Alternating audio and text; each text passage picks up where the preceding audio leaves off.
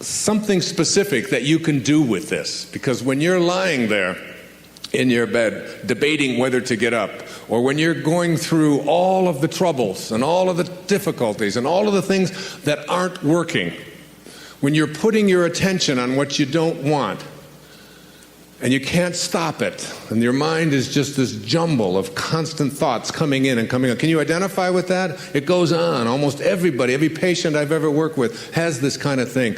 There is a way. There is a way. Close your eyes, and just right across the screen, write the word God.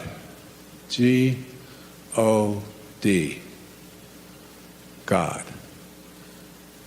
The instant that you find yourself putting your attention on what you don't want or what doesn't work or what you don't like, the moment that you do that, God. And then take the G out, move it over to the left. And then take the D out and move it over to the right. And now what you have left is 0. The only number that can't be divided.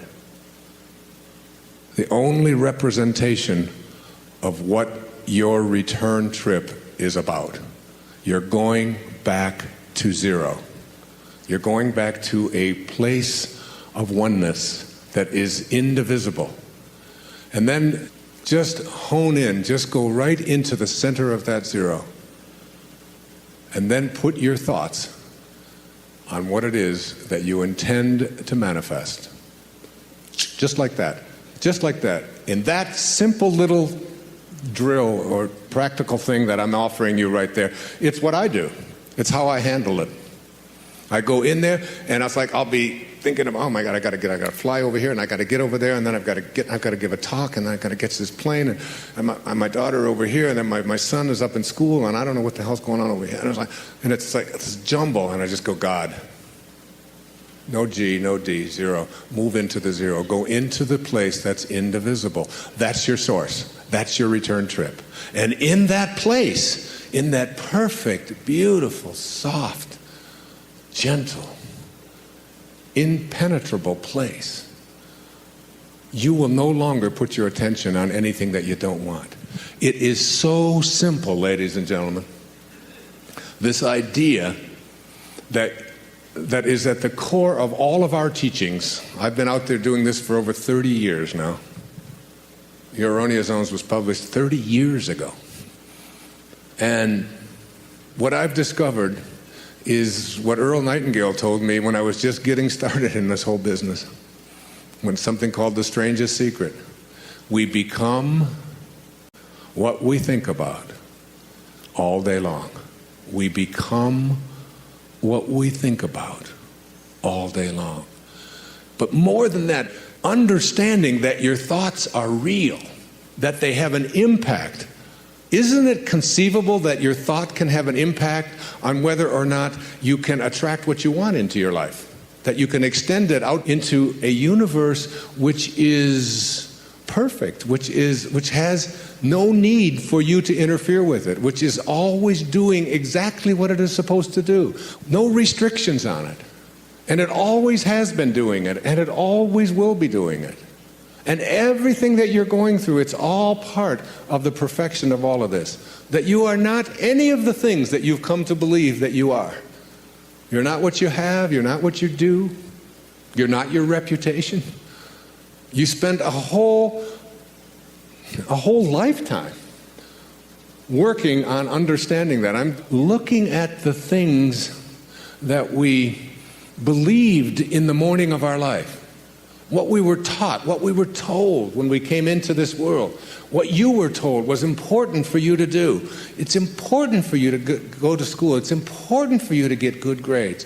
We throw this stuff at our children. We throw it at ourselves. It's important for you to look a certain way. It's important for you to make the team. It's important for you to defeat somebody else.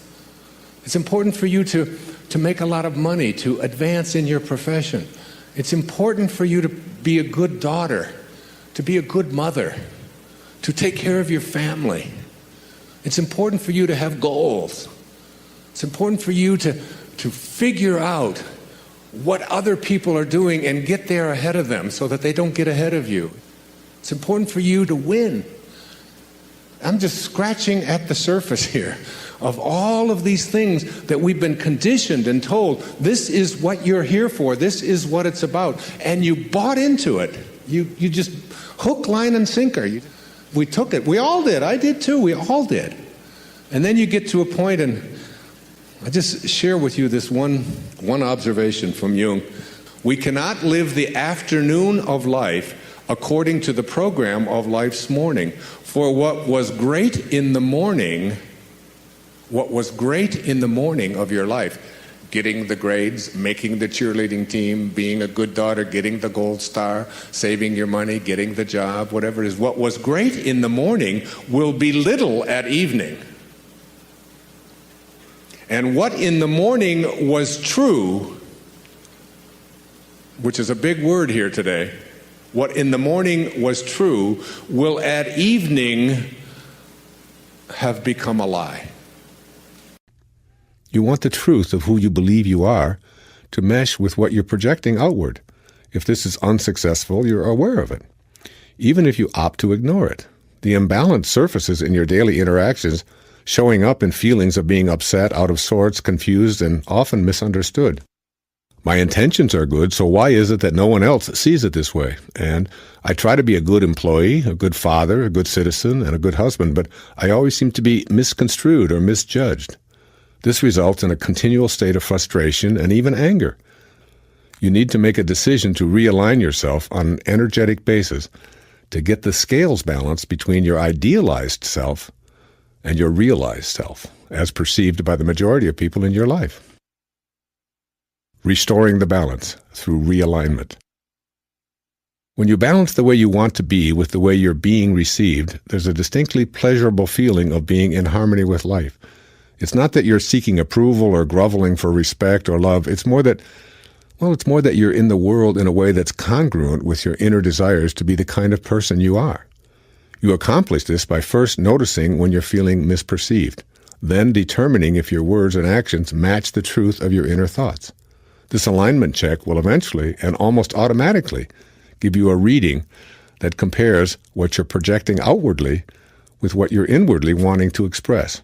Let's take a look at some of these indices. This alignment check calls for self-honesty along with a willingness to experience radical humility in the process. 1. I am a loving human being. If you both desire and believe this to be true about yourself, then you're 2/3 of the way toward being in balance on this principle. Your desire to be a loving person, and at the same time, your truth that you are a loving person, leaves only the third element, how others perceive you.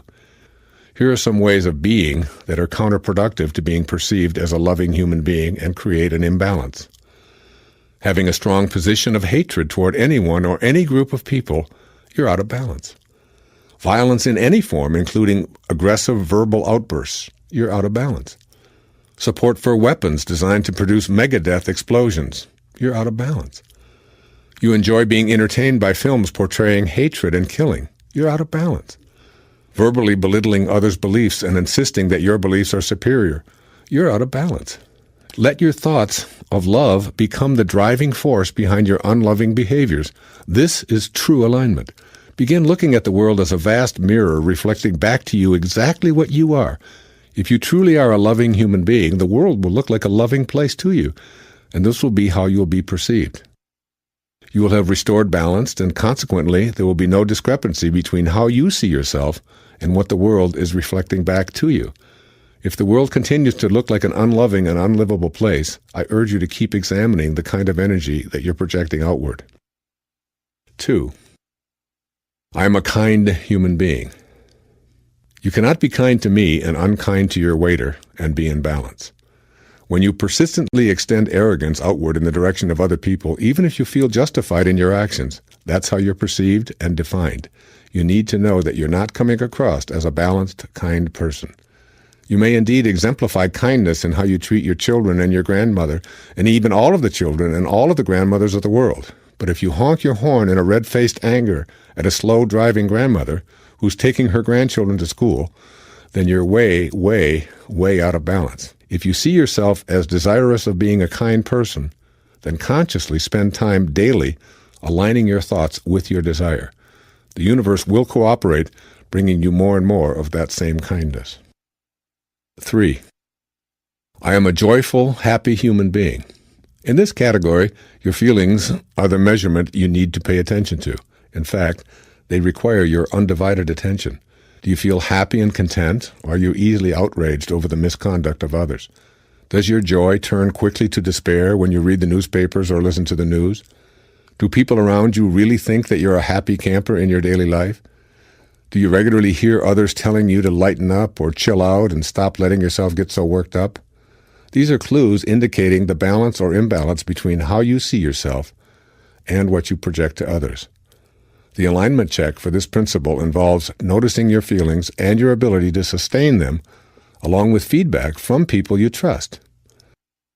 And 4. I am a non-judgmental human being.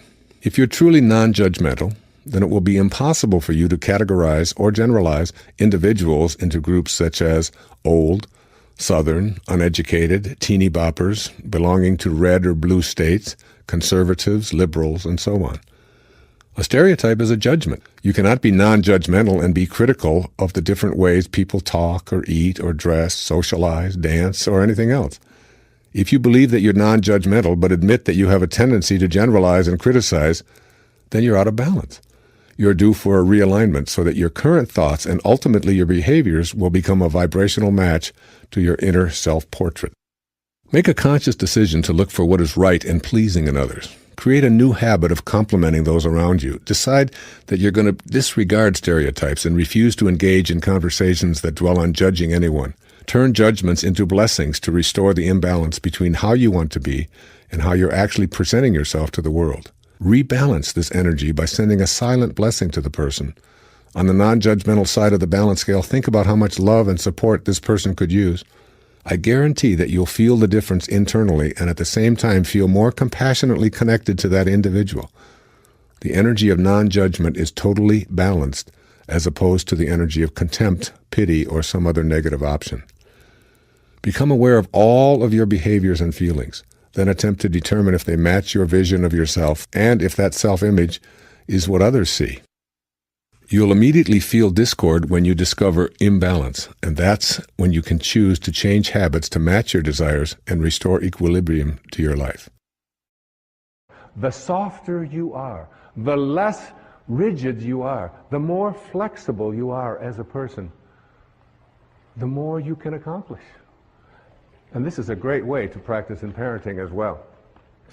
And this idea that a rigid thought, how many times have you heard this idea that if I tell you something, I'm going to stay consistent with it? We have a set of rules, these are the rules, and we'll do it this way. In the Tao it says the more rules you make, the more rule breakers you create. It's true. The more rules you have in your house about how everything has to go. We had in our house, my wife would have a big jar of M&Ms. Peanuts, all these different multicolored ones. And the kids in our house, because we didn't feed them sugar and we didn't give them sodas and stuff like that. So they were just more like a decoration. Every once in a while someone would take them. They'd hardly ever be replaced. Now when we had kids come over to our house who weren't ever allowed to have such horrible things, you should have seen their behavior. They would scoop them up, they'd be putting them in their pockets, and they'd get their purses, and they'd open it up, and, the whole thing would be empty. I said, what are you doing? He said, well, you mean you could just have these whenever you want them? I said, well, we don't really have any rules about that. It's just, it's not something that we encourage or discourage. It's just there. It's like Emerson had a wonderful line. He said, a foolish consistency is the hobgoblin of little minds. A foolish consistency, a rigid consistency. So that there are many people who will say, if I say it on Monday, you can be absolutely certain that on Wednesday, I'm going to believe the same thing, regardless of what might happen on Tuesday. Now, Tuesday might have something real that you might want to be changing your mind. You might want to say, I thought that this time, but now I've seen this, and now we can shift. And you can see how this can become and so much about the Tao is on leadership. Leadership in the family, leadership in the community, leadership geopolitically. Less rigidity, more openness, more willingness to listen and say, I changed my mind. Because a foolish consistency is the hobgoblin of little minds. And what I believed on Wednesday has changed because of what happened on Tuesday. Now, another important thing to say to your children, to your friends, to your lover, to your spouses, to whomever, to the people you work with, words that we're so terrified to say, but which give us a sense of living with the Tao. I don't know. I don't know. I'll look it up. Say it. I don't know. Doesn't hurt. Say it again. I don't know. Isn't it fearful? I mean, so many people, and it's like very freeing, because my kids ask me something, and I say, I don't know. They say, Dad, you know everything. You know everything. I say, well, I don't know that, and I'll look it up, or we'll try to find an answer to that, but I don't quite know. I know that I spent 20 years running, and I ran every day for 20 years, for 22 years, without missing a day, 8 miles. Never missed a day. That's rigid, all right? Some call that obsessive. But you brush your teeth every day, I used to say, and you don't call that obsessive. And you go to the bathroom every day, and you don't say, well, he's obsessively doing that again today. You don't do that. But anyway, what I learned is that even in the world of exercise, there are certain things that are built in to make us rigid, to make us stiff, to make us hard. And we lift, and we run, and we kick, and this is what we call working out. There's another kind of working out that is ancient. It goes back to the time of Lao Tzu and before, which is called yoga. And yoga means union. It means union with your source. And when you do yoga, you can stay in the same place. You can do the equivalent of 8 miles. When I used to run 8 miles, I had to run 4 miles that way, turn around, 4 miles back. And I'd be sweating. Now I can do yoga, and I can just stand in one place. And in 90 minutes, by being supple, by making myself stretch, by not being hard and rigid, I can get that out there, I can get that leg up, I can do these kinds of things, and 90 minutes later, it's like I'm totally sweating, and I feel so different. I used to, when I would go out at night to eat or something, after running so many miles, running marathons and doing those things, I'd go to get up, and it would be, okay, it's going to take a little while, because everything was so, that doesn't happen anymore, because I've given up hard. I've given up being rigid and substituted it for being supple, for being flexible, for living a life in which I don't have to always be so fierce. Listen to this verse of the Tao Te Ching. It's one of my all-time favorites, verse number 76. A man is born gentle and weak. At his death, he becomes hard and stiff. All things, including the grass and the trees, are soft and pliable in life, dry and brittle in death. Stiffness is thus a companion in death. Flexibility is a companion in life. And it's not just for how you exercise, it's how you think. How you think. You may believe that the opposite of love is hate. I do not see these two emotions as opposites. In fact, love and hate are often closely aligned. To me, the opposite of love is fear. When you have fear, you do not have love. Ego uses fear as a way to keep authentic love out of your life. When love is not present in your life, you have succumbed to ego and allowed fear in where love could be. You have allowed ego to replace God. Learning to experience authentic love means abandoning ego's insistence that you have much to fear and that you are in an unfriendly world. This begins with an assessment of your reluctance to embrace love. If you are not experiencing love in your life right now, it is because you are in some way afraid. You need to examine your fears with honesty and with love. When you do, you will transform your fears into love. You will open up a space within you that can only be occupied by love. In this space you are on purpose, walking the way of the sacred self. But first, you must see how you substitute fear for love. Your ego steadfastly promotes fear because it fears authentic love itself. This false self helps you convince yourself that you are in some way incomplete. That is the source of all fear. Afraid of having your emptiness, your incompleteness exposed, you expend a lot of energy creating a false image of happiness. The fear about exposing the emptiness keeps you seeking relationships that ego tells you will satisfy the longing within you. What happens is that you enter a relationship starved for the love that is your higher self. Your inner hunger is masked, pretending to be something else. No wonder so many people repeatedly think they have found love and repeatedly declare they've lost it. How different it is when you can notice the inner emptiness and think, what's not to like? This longing is part of being human and knowing love. Then you will let ego know that fear is not your choice. Love is your choice. Just imagine how our system might be if people knew they were already complete. What would you need to purchase? What would you need to have to own? Who would you have to impress? Who would you need to have on your arm? The answers give you an idea of how much we rely on the fear that we are incomplete and unacceptable as we are, and how unaware we are of our divine connection. The fear that is a substitute for love is simply a fear of being unacceptable. Virtually all fears can be traced directly back to self-esteem. If you love yourself, you will be able to transform your fears with love rather than allow them to direct your life. If you have an inner feeling of being complete and whole, knowing the loving presence that is there, then fear becomes a loving invitation to know more or to change something in your life. Fear will no longer threaten you as it did when you were unacquainted with your higher self. The inability to rely on the love that is our very essence shows up in many forms. Your ego wants you to believe that you are unacceptable and will gleefully assist you in creating an image to prove that it is so. Manifestations like obesity and personal slovenliness and eating disorders often are the fear-based projection of yourself. Ego can influence you to shun all efforts to be loved by others by refusing to allow the risk of an intimate encounter or the development of an intimate relationship. Ego often makes you selfishly pursue your own goals at others' expenses. You engage in perpetual conversation about yourself.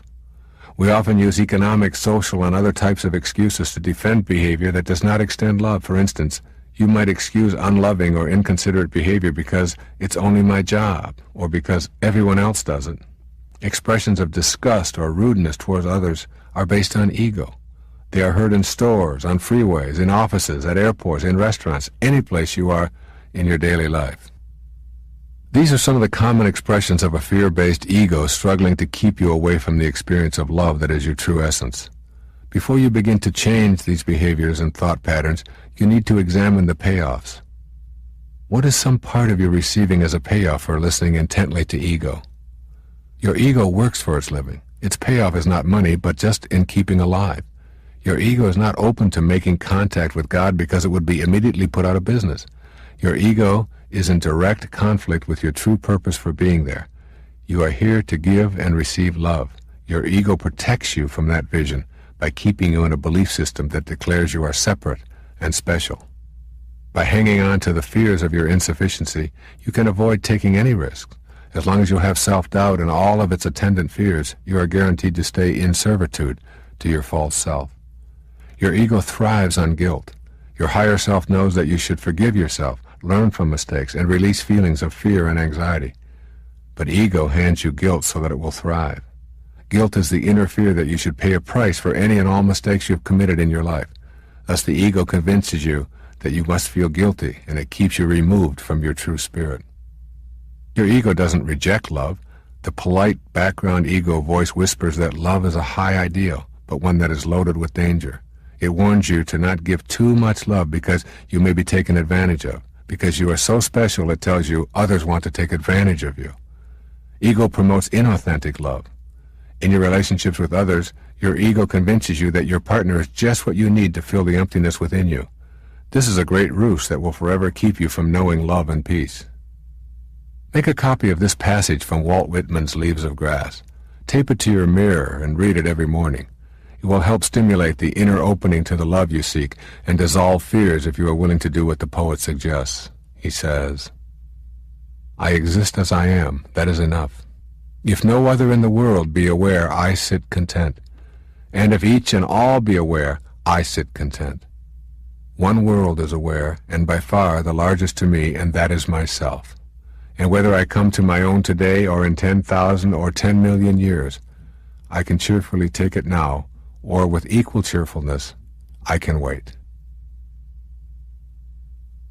Remind yourself that God created you in perfect love, that is changeless and eternal. As you recognize and affirm this aloud each day, you will lose your fear of inadequacy and incompleteness. Constantly recalling the affirmation of being a creation of God beyond the world of the manifest will chase the fears away. Forgive yourself and welcome love back into your life. A lot of people are looking for the how-tos. You know, how can I become a more spiritual person? Or how can I find my purpose? And they start with the way that they learn anything. Problem-solving logic. A plus B plus C plus D equals whatever it is, and you just go through the steps. It's not like that. When you consider that everything that you have done in your life has led you up until this moment that you have right now, and all of the things that you have assessed to be negative, all of the addictions perhaps that you've had, all of the problems you've had in your marriages, all the problems you've had with your children, all of the weight problems perhaps that you've had, all of the difficulties that have come your way, the financial concerns and the bankruptcies and all of the stuff that if you were to reach into your bag, you know, you could pull out this whole bag full of negative stuff. You get to a point that the Buddhists call satori, S-A-T-O-R-I,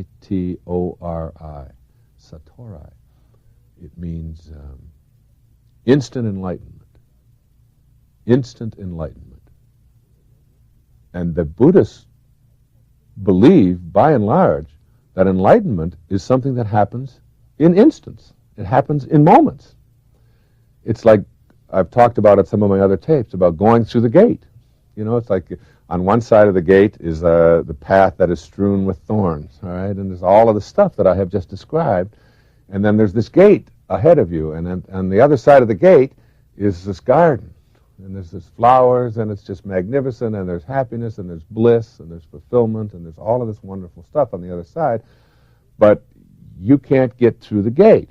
And then comes the moment in your life when you go through the gate. You just go through. You know, the thorns that were there don't matter anymore. The obstacles are no longer obstacles. It's just and it's like, boom, instantaneously, you are now on a different path altogether. I can tell you that for those of you who are struggling and trying to find a formula and trying to get it all into A, B, C, D, E, F, it isn't that way. First of all of the thorns and all of the obstacles that have been created in your life are there for a reason, even though that's a hard thing for us to accept. There's something to be learned from each one of those. And so instead of saying, how can I avoid these in the future, you reprocess your life in a different way and say, I created this for what reason? And I'm going through this because, and you fill in the blanks, or the lesson in this for me is, all right, instead of why is this happening to me and isn't this awful and so on. And then satori happens. And I mean, that was very revealing for me to read about this instant enlightenment, because every major change that I've made in my life, I mean, they don't seem like big changes, but the changes that I've made happened in instants. I mean, just in seconds. Now, in the physical world of changes that I have made, I can remember when I first decided that I was going to start running and exercising and get myself in shape instead of being overweight and out of shape like I had been. In an instant. And it was a doctor at a hospital where I wasn't a patient. I was working there. I was training the staff in group therapy at North Shore Hospital on Long Island. And this doctor said one thing to me. He said, if you continue on the path that you're on, you're going to be a candidate for a heart attack in 5 years. He wasn't trying to be helpful to me. He wasn't anything. He just was making a statement. And that evening, I went out and I ran for the first time as an adult. And it's now almost 15 years later. And I haven't missed a day of running in 15 years. It was just like an instant kind of thing, and then it was like carrying through on that.